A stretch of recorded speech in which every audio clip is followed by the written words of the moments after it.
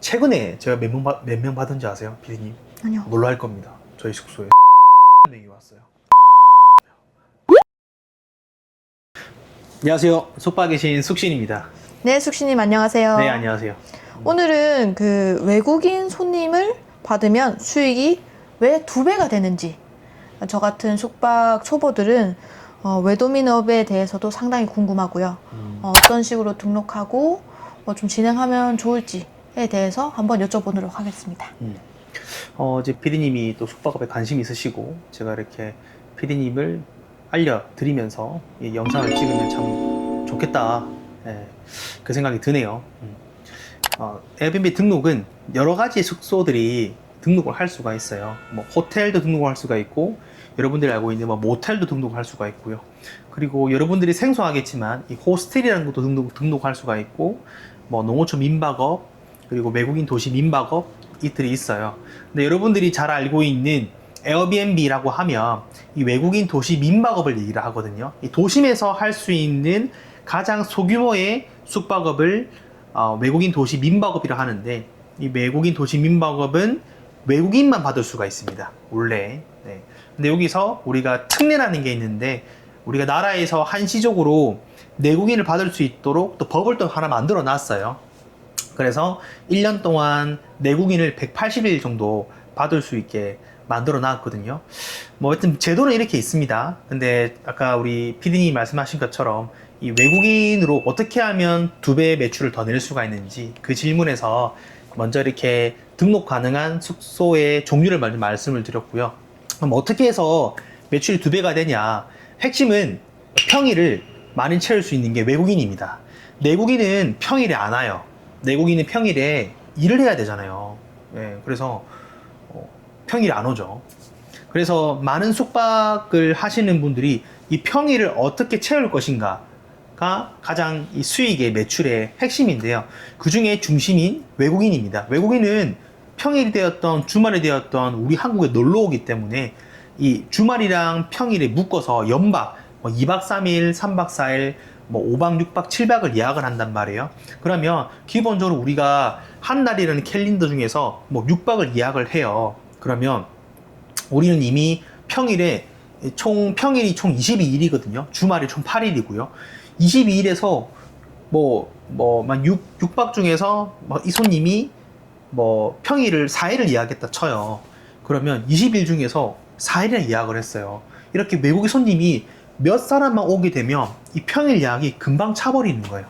그러면 내국인만 봤던 숙박한 사람들은 뭐 인스타나 뭐 SNS를 통해서 이렇게 그 평일을 채우기 위해서 열심히 노력하고 이렇게 광고비를 많이 채우는데, 에어비앤비에서 외국인만 잘 후킹을 하면 우리가 평일을 다 만시를 채울 수 있는 거예요.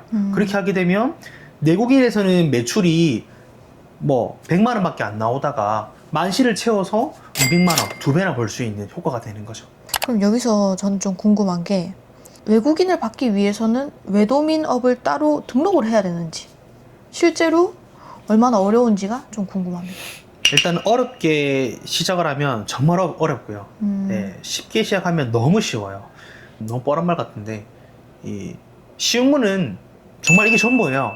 내가 외국인 도시 민박업을 하려면 내가 살고 있는 집에 남는 방을 빌려줘야 되거든요. 쉽죠? 그러면 내가 살고 있는 집에 남는 방을 빌려주니까 내가 살고 있는 집 또는 내가 살아야 될 집을 찾아서 구청에다가 나 이렇게 외국인 도시 민박업을 할 거예요 라고 신고를 하고, 영업신고증, 뭐 사업자 등록증을 받아가지고 등록하면 끝이거든요. 이렇게 말하면 너무 쉬워요. 네. 근데 여기서 어떤 부분이 어렵냐? 외국인 도시 민박업을 하려면 내가 살아야 될 집이니까 이 전입신고 가능한 주택에 살아야 돼요. 또는 계약을 해야 돼요. 그리고 내가 남는 방이라 했으니까 원룸이면 안 됩니다. 적어도 내가 잘 수 있는 방 1개랑 또 게스트가 잘 수 있는 방 1개가 있어야 돼요. 그래서 방이 2개서부터 할 수가 있다 라고 말씀을 드리고, 또 허가를 받아야 되는데 조건 중에서 뭐 주택이 있고 뭐 공동주택이 있고 뭐 이런 주택도 여러 가지가 있거든요. 뭐 다세대, 다가구, 뭐 상가주택 여러 가지가 있는데, 옆집에 누가 살아요. 그러면 그 옆집 사람한테 동의를 받아야 돼요. 네, 그리고 집주인한테도 우리 숙소에 게스트가 오니까 게스트가 올 수 있는 숙소로 해달라라고 동의를 받아야 돼요. 이렇게 동의받을 수 있는 숙소가 주택이 많이 없겠죠. 네. 네, 그래서 어렵다 하는 게 그렇습니다. 그러면 외도민업을 등록한 숙박업소는 외국인만 받아야 되고, 맞아요. 외국인만 받아야 돼요. 그러면은 외도민업을 등록하지 않은 일반 숙소는 외국인을 받으면 안 되고. 아니에요. 외국인 도시 민박업은 말 그대로 외국인만 받아야 되고, 특례라는 걸 통해서 180일 동안 받을 수가 있고, 일반 숙박업인 모텔과 호텔 같은 경우에는 외국인을 받든 뭐 한국 사람을 받든 전혀 문제가 없어요. 그러면 외도민업을 굳이 등록하지 않아도 되는 거 아닌가요? 그렇죠. 그래서 저처럼 호스텔업이라는 관광 숙박업을 등록을 해서 외국인을 받아도 되고 한국 사람을 받아야 되고, 이렇게 호스텔업, 호텔 모텔도 이렇게 가능합니다. 근데 우리가 왜 다들 외국인 도시 민박업을 하냐? 돈이 가장 작게 들기 때문에. 부업식으로 500만 원, 1000만 원, 뭐 3000만 원으로 가장 작게 시작할 수 있는 숙박업이기 때문에 에어비앤비로 불리는 외국인 도시 민박업이 곽강받고 있는 거예요. 아, 가장 작게라 하면은 금전적으로 작게 된다는 말씀이신가요? 맞아요. 가장 작은 금액이 뭐 500만 원으로도 시작할 수가 있고, 뭐 1000만 원, 2000만 원, 뭐 이렇게 가장 소액으로 시작할 수 있는 숙박업인 거죠. 여기서 지금 궁금한 게, 가장 작게 들어간다는 게 매물을 알아본다든지 계약금이라든지 뭐 인테리어라든지, 일반 숙소를 내가 준비하는 거랑 네. 사실 동일하지 않나요? 저자는 완전 달라요. 아, 일반 숙박업을 하면 기본적으로 나라의 인허가라는 걸 맡아야 되는데요. 이 건축가의 심의도 받아야 되고요. 주변의 학교 심의도 받아야 되고, 소방세 심의도 받아야 되고, 위생과 뭐 기타 이런 각 부처의 다 승인을 받아야 돼요. 또 장애 시설도 받아야 되고, 말 그대로 이거는 일반 숙박업을 한다는 거는 여러분 생각할 수 있어요. 건축 행위를 한다는 거예요. 네. 그래서 되게 복잡해요. 여러 가지들의 법들을 다 조합을 해서 탄생하는 게 일반 숙박업이란 말이에요. 그리고 이 일반 숙박업은 기본적으로 우리가 여러분들 생각하는 게 호텔 모텔을 하게 되면 한 층이 생각이 나요? 한 건물이 생각이 나요? 한 건물이. 한 건물. 그럼 이 한 건물을 숙박으로 하려면 1000만 원이 들까요? 10억이 들까요? 10억이 들어요. 10억이 들겠죠. 네. 그래서 누구나 다 우리는 일반 숙박업을 하고 싶죠. 근데 큰 돈이 들기 때문에 한 건물 전체를 못 하기 때문에 한 층만 할 수 있는 호스텔을 하는 거고요. 이 호스텔은 이 10억이 드는 게 아닌 1억으로 할 수가 있고요. 이 1억에 할 수 있는 게 가장 작게 드는 일반 숙박업이고, 여기에서 더 작게 드는 게 이제 외국인 도시 민박업이에요. 아. 이 민박업은 가장 작게 드는 거지만 소방이나 이런 허가를 받을 필요가 없어요. 그냥 말 그대로 내가 살고 있는 집에 남는 방을 빌려준다 라는 개념이기 때문에, 이 민박업은 정식 숙박업이라기보다는 좀 체험 같은, 내가 살고 있는 집에 체험한다 라는 개념이라 보면 되고요. 작게 시작하는 숙박업이지만 호스텔부터는 정식 숙박업입니다. 네. 네, 정식 숙박업이라서 이제 공사가 들어가는 거죠. 우리가 이제 왜 에어비앤비를 한다고 하면 공사까지는 생각 못 하잖아요. 해봐야 뭐 도배, 벽지, 뭐 페인트 칠 생각하는데, 우리가 이제 관광 숙박업이 일반 숙박업을 시작을 하게 되면 도배 벽치는 물론이고요. 다 뜯어야 됩니다. 공사를 새로 하게 되고, 벽체를 세우게 되고, 밑에 파이프 칸을 바꾸게 되고, 스프링클러를 하게 되고, 이렇게 공사 규모가 커지게 되는 거죠. 그러면 숙신님께서는 외도민 전용 숙소가 따로 있고, 네. 호스텔도 따로 있으신 거죠? 네, 저는 외도민도 있고, 그리고 호스텔도 직접 다 공사를 다 했습니다. 제가 직접. 그러면 정말 여러 분야를 그냥 다 하고 계신다고 보시면 저는 되는데, 전부 다 하고 있습니다. 네. 그러면 외국인과 내국인 현재 숙신님의 수익 차이가 어느 정도 되는지 궁금합니다. 저는 80%, 90%가 다 외국인 수입입니다. 저는 그렇게 설계를 했습니다. 혹시 영어 잘하시나요, 숙신님? 부끄럽지만 저 토익이 뭐 가장 토익이 낮은 점수가 뭐 발 사이즈라는데 손 사이즈도 안 될 거예요. 왜 여쭤봤냐면, 네. 외도민업 하면은 영어를 좀 잘해야 될 것 같고, 맞아요, 응대도 맞아요. 또 잘해야 될 것 같고, 이러니까 영어를 맞아요. 못해도 진짜 괜찮은지. 맞아, 영어를 잘하면 도움이 많이 될 거예요. 뭐 손님들이 왔을 때 컴플레인을 건다든지 또는 뭐 고객센터를 야간에 전화를 하게 되면 미국 사람이 전화를 받고 하거든요. 그러면 영어를 잘 하게 되면 이점이 상당히 많을 거예요. 근데 저처럼 이렇게 발 사이즈가 아닌 손 사이즈, 토익 점수를 받는 사람도 운영을 할 수가 있습니다. 왜? 지금은 글로벌 최첨단 시대, AI 시대입니다. AI로 다 가능합니다. 그리고 우리는 직접적으로 대면하는 업무가 아닌 비대면 구조로 가기 때문에 에어비앤비에서 웬만하면 다 번역이 가능하고요. 에어비앤비 밖에 다른 채널로 또 연락을 할 때가 있거든요. 이 같은 경우에는 다 번역기 돌려서 하기 때문에 문제가 없습니다. 또 때때로 그러면 숙식님, 저녁에 이제 고객센터나 전화를 하게 될 경우나 또는 이제 손님을 만나게 될 경우가 있는데 이럴 때는 어떻게 해요? 맞아요. 꼭 영어만 잘하는 사람은 다 만능이냐? 그게 또 아니에요. 뭐 포르투갈어가 올 수가 있고 여러 나라 사람이 온단 말이에요. 이렇게 사람을 만났을 때는 뭐 팝하고 하시면 됩니다.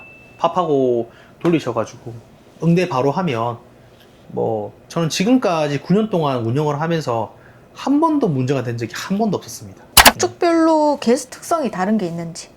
저는 지금까지 제가 받았던 손님들이 다 뭐 비슷했기 때문에 그전에는 한 가지가 되게 좀 나노처럼 특이하게 느껴졌다면 저는 지금 다 이제 다 똑같은 것 같아요. 저는 뭐 예전에는 뭐 중국 사람 좀 다르고 뭐 대만 사람 좀 다르고 미국 사람 좀 다르고 좀 이렇게 조금 느꼈는데 지금은 그냥 뭐 크게 외국인, 한국 사람 이렇게 그냥 나눕니다. 나눠서 그냥 외국인이 쉽게 말해서 다루기 쉽다.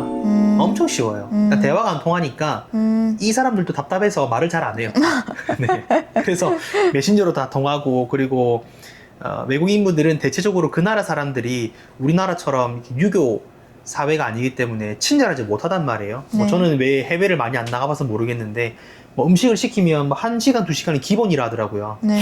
근데 뭐 우리나라 같은 경우는 빨리빨리 잘 나오고 또 저도 서비스를 메신저라든가 고객에 대한 그런 니즈를 좀 빨리빨리 해결을 해준단 말이에요. 우리나라 사람이 이 빨리빨리에 대한 서비스가 외국인들은 만족감을 되게 많이 느껴 하시더라고요. 그래서 이렇게 똑같은 상황이지만 한국 사람한테 하게 되면 당연한 거고 외국 사람한테 하게 되면 우리는 최상의 서비스를 해주는 저는 외국인들을 선호합니다. 현재 부산이 넓게 봐서는 대한민국이 외국인 게스트한테 왜 매력적일까요? 제가 한평생 부산에만 살아서 그런지 제가 전국에 대한 거는 잘 모르겠어요. 강원도도 매력이 있다고 들었고 뭐 경기도, 대전, 대구, 뭐 전주, 제주도 다 매력이 있다고 알고 있어요.